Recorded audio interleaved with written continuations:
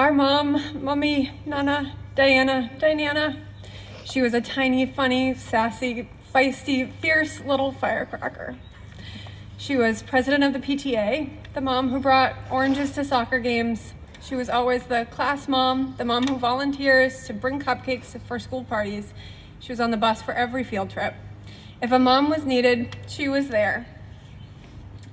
And you would not have pegged her as a cheerleading mom, but when we did that, she did that too. And she did it all, driving van loads to cheer competitions, braiding everyone's hair, because our mom did the best braids. A last-minute run to the store for the right color scrunchies, she knows a shortcut. If it wasn't cheer, it was dance or swim, piano lessons, and ski team.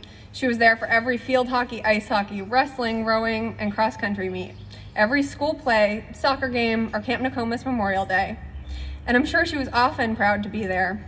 But even when we were honestly terrible, when Meg sang or played the violin, or when Charlie took up the trombone, or when Gretchen did shot put, or when I sat on the bench for a whole ice hockey season, she showed up for us. No, I'm fine. Even as we became adults, she never stopped mothering us, taking care of us and feeding us.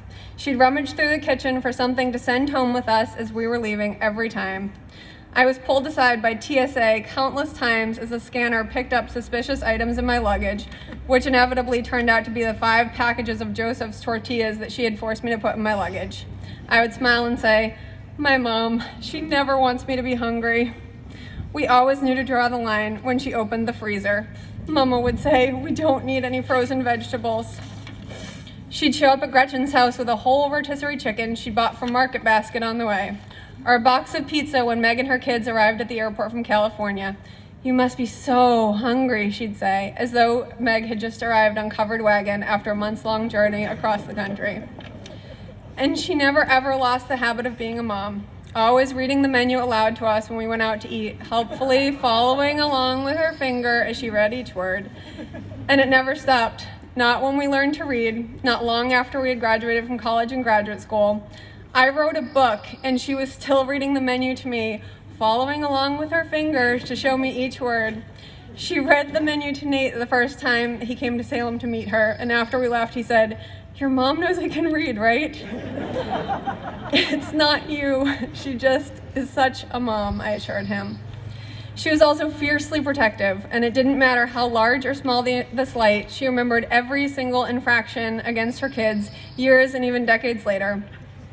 We had long forgotten that someone had once called us a name on the playground or cut in front of us in a line, but our mom did not forget.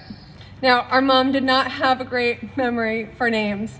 She and my dad were at a restaurant in Martha's Vineyard in the 90s when my mom nudged my dad and said, "Chuck, look, it's Rex Harrison." My dad had asked her how she looked, and my mom replied, "Great." My dad said, "That's good because he's been dead for 5 years." My dad looked over to discover it was Harrison Ford. She really was terrible with names, but God help you if you ever crossed one of her kids. She knew your name, and it was Mud. In recent years, she became Nana to Mari and Griffin and Charlie Wolf, and she was up for absolutely anything when it came to her grandchildren. And she didn't just watch the kids play, she was fully in it every time. Nitro Nana went for tractor rides. She crawled on the floor pushing trucks and squeezed herself into a box or behind a chair for hide and seek. And thank God she was small because she could fit herself into the kids' dress-up clothes when the occasion called for her to be a train engineer or a firefighter. After my dad died, my mom struggled a bit to find her way in the world. But eventually she just got up and she tried new things. She was so brave. She hated public speaking, but nevertheless, she ran for zoning board and she did budget committee. And I've never seen anyone so embarrassed to have won an election. But that was her. She was so humble. She took up golf. She joined the Boovie Book Club. She became active in this church.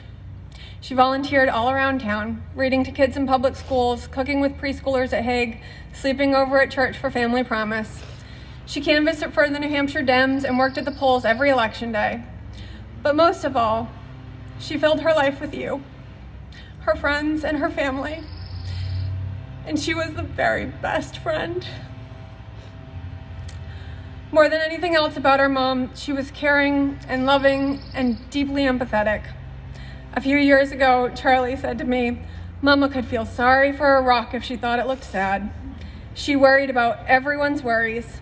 She had a tiny body, but she had the biggest heart. And she loved you all so much. Thank you.